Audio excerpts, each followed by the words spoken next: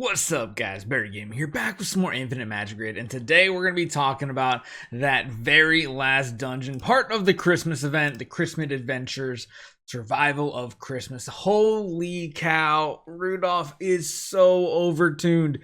Even on an account like mine, I think I spent 200 tries with a very specific lineup. Granted, I probably could have thrown like multiple lineups against them. I'll show you guys the ones that I actually went with and the team that won. HP burn, it feels like it's almost absolutely required. So if you can get past the puzzle, which we talked about in the video earlier today, Rudolf is so overtuned. We did it with 0 buffs. We didn't have to spend any gems whatsoever, which was cool. But yeah, it's pretty rough, and I feel like a lot of people are going to have to get some buffs. I can't see like very early game free-to-play players completing this at all. Hopefully this follows the very same pattern as Halloween did, where they nerfed it after a few days and they made it a little bit easier.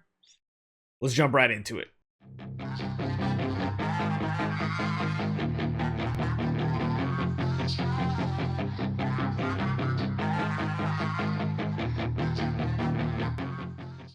So let's talk about this. We already went through, we did all the puzzles. That was, that was one thing. We've gotten the other ones done. We had everything completed here. I don't know if this gives me the clean map. Nope, it gives me a restarted map. So there are a couple nodes that end up being a little difficult here. This one down here has an Ascendo, which is very difficult. And I believe it's this one up here that also has an Ascendo. One thing I didn't clear were these guys. I didn't actually check to see if there's anything in here. I don't know if there's a buff or something like that. A couple of these towers were a little difficult as well, but when it comes to the final boss, oh my goodness, I wish I would have recorded it. Yeah, I'm not gonna be able to actually get to it and show you guys, but yeah, this battle right there is absolutely difficult. It doesn't look like it'll let us see it, but I do have something I want to show you guys. This is the team I used right here. So we had Luna, we had Liz. I chose Liz for one main reason. One, she has some shielding, which is awesome. Two, she has a secondary heal, but mainly number 3, her basic attack can apply HP burn, and in combination with the Melia that we were running, that gave us probably the best results right there of trying to keep a 5-stack up on a target as often as possible. We had Whim because, of course, what we have on our Whim, I'll actually show you the build on our Whim at the same time. You guys have probably noticed or seen it before. We are essentially running the upgraded or regular recovery horn aura. Why? Because he gets a heal from doing multiple attacks at the same time. Plus he has that gigantic shield and it's absolutely amazing. You gotta love it. And yeah, besides that, he doesn't really do that much. He does kind of help. He almost has like a cheat death that he can kind of like, give to his allies. But one hero besides the Melia, let's talk about the Melia. Melia is very, very important. We only have her up to exclusive 2, so we don't have the increased level 3 from Valkyrie just yet. But keeping an HP burn, like max stacks on the enemy is so huge. Trying to stay in Valkyrie as long as possible as well, very big. But the MVP here was actually Timi. If you guys have watched our Red Mark Tower videos, you'll know how much I love Timi in this. Number 1, his basic attack has 30% chance to reduce the speed by 40%. That increases up to 50% chance. And running a bunch of effect hit means that you can almost always keep a speed down level 2 of 40% slow on Rudolf. And you can kind of keep it up on 2 targets, reality. You can keep it on one of them and then the secondary one.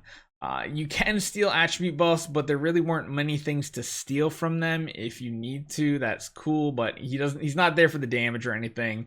And yeah, there's no shielding going on, which isn't the big thing. The big one is Laser Jet. This gives attack down and reduces turn meter. Very, very good. The skill reduces the turn meter by 7% of the target's max HP. If the target's HP is above 50, sorry. In addition, each attack has a 70%, or I can't read tonight, has a 20% chance to reduce their attack by 40% and their crit rate. This helps your team's survivability a ton. And then you see down here, reduces turn meter by 15%, and this fix is no longer restrained by the target's remaining HP. Having exclusive 2 is actually a very, very, very big deal. The only one we don't have is level 3. Level 3 would have helped us a ton because it would have given him Immortal and helped him stay alive a little bit longer, give him a shield, all these things just on a 5-turn cooldown, that would have helped us. Because the last piece here was Luna. I can't tell you how many revives I did. Honestly, it took me about 200-ish tries. Because I had to get the first couple rounds, the order of like the combat to work perfectly, because there is a ton of CC from the Zyra that you're facing. And essentially I had to get rid of those buffs, or the stuns, the silences, the horrifies, all those things. And I had to revive a ton of heroes, mainly our Valkyrie, over and over again just to keep her going. And it ended up finally working for us. I tested like Catherine, tested a lot of different combinations, but this right here, this is what worked the absolute best for us. It did take a lot of tries. HP burn is overpowered, just absolutely nuts. So one thing I do want to mention, why this one is so difficult, because the enemy Zyra and her Eternal Night basically means like she has ridiculously high effect res constantly. Plus she just has so much CC that gives her additional stacks. Your whole team ends up CC'd. I was going to try, if I had my hero built up, to run a Dustin. Because of course allies additionally have a effect res while Dustin survives, so it has a nice little bonus, but he wasn't strong enough to keep him alive, which is why we went with instead the Timi, and it ended up being the Timi was just absolutely busted strong. Now the other enemy you'll face is Gromdy. The order of kills that I worked on is I targeted Gromdy first. I wanted to kill him, get him burned off, gone, because like it's not too hard to apply stuff on him. I don't want to be frozen on top of the Zyra. I didn't go for the Zyra first because of course she has that effect res.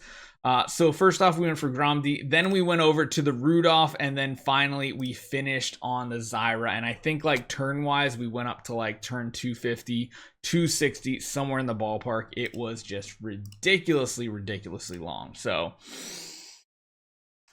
we got the rewards, which is cool. We got that final chest up here, the Legend Phantom Dragon Eye, but oh my god, it was just, this was probably like the worst. I didn't even have this much trouble at Halloween, but the Christmas ones were just bonker crazy. Let me know what you guys actually experienced in this, because I'm sure a lot of you guys are gonna have to buy quite a few buffs, and yeah, you can buy up to 12 of them depending on which ones you buy. Price changes.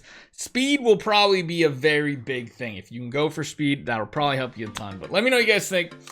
Hopefully you guys enjoy this one. Hopefully this team lineup up the top here helps you guys out. And I'll see you guys next time.